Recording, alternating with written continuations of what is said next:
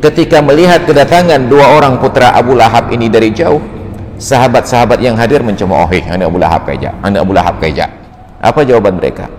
Beginilah dulu kami perangi kalian ketika kami kafir, maka setelah kami masuk Islam, begini pula kami akan membalas orang kafir dalam keislaman. Bayangkan mereka berdua maju ke depan dikepung oleh musuh dan akhirnya mereka dapat.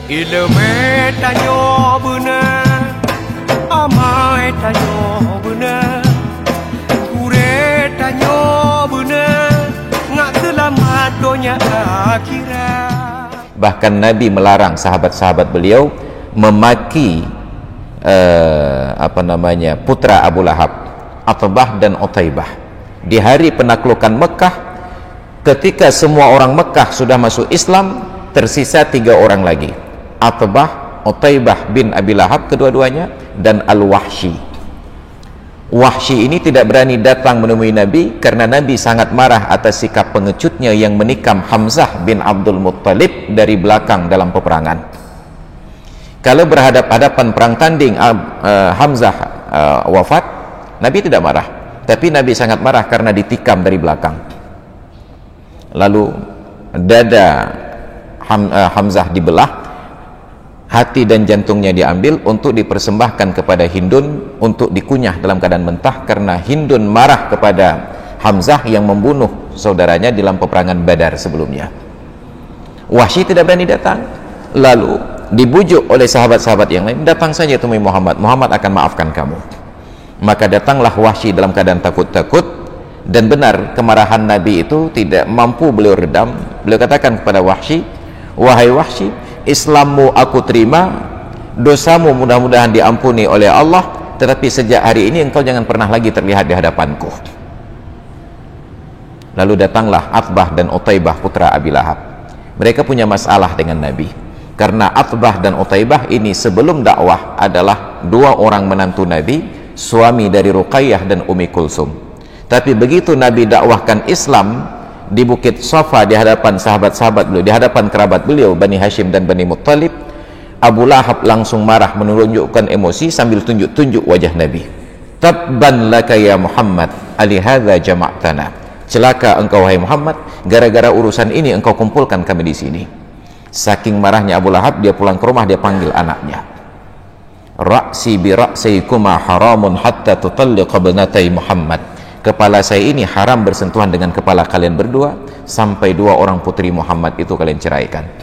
Maka dicerailah Ruqayyah, diceraikanlah Ummi Kulsum, karena anak-anak ini lebih patuh pada ayahnya Abu Lahab daripada mencintai istrinya Ruqayyah dan Ummi Kulsum. Maka mereka malu-malu. Lalu dibujuk oleh sahabat yang lain. Datanglah Atbah dan Utaibah. Ketika melihat kedatangan 2 orang putra Abu Lahab ini dari jauh, sahabat-sahabat yang hadir mencemoohi, anak Abu Lahab kaja, anak Abu Lahab kaja.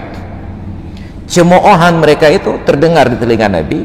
Nabi tegur mereka, la tasubbul amwat innama yu'dzil maut. La tasubbul amwat, jangan kalian caci maki orang-orang yang telah meninggal. Li'annahum qad afdau ila ma amilu, karena mereka sudah berserah diri kepada Allah atas perbuatannya, karena mencaci orang yang mati hanya menyakiti orang yang masih hidup. Ketahuilah, 2 orang yang datang itu adalah syahidaini, 2 orang yang akan mati syahid. Disampaikan oleh Nabi di hari tersebut, diterima Islam mereka, diperlakukan dengan terhormat. Apa yang terjadi? Atbah dan Utaibah setelah memeluk Islam, ikut dalam setiap peperangan, dan mereka yang paling berani. Ketika pasukan lain bergerak serentak, innallaha yuhibbul ladzina yuqatiluna fi sabilihi saffan ka'annahum bunyanun marsus, seperti tembok air yang kokoh. Tapi Atbah dan Utaibah memerangi musuh, maju ke depan di tengah-tengah musuh. Dipanggil oleh sahabat, wahai Atbah, wahai Utaibah, jangan terlalu maju, kita kembali ke belakang. Apa jawaban mereka? Beginilah dulu kami perangi kalian ketika kami kafir, maka setelah kami masuk Islam, begini pula kami akan membalas orang kafir dalam keislaman. Bayangkan mereka berdua maju ke depan dikepung oleh musuh, dan akhirnya mereka dapatkan syahidnya.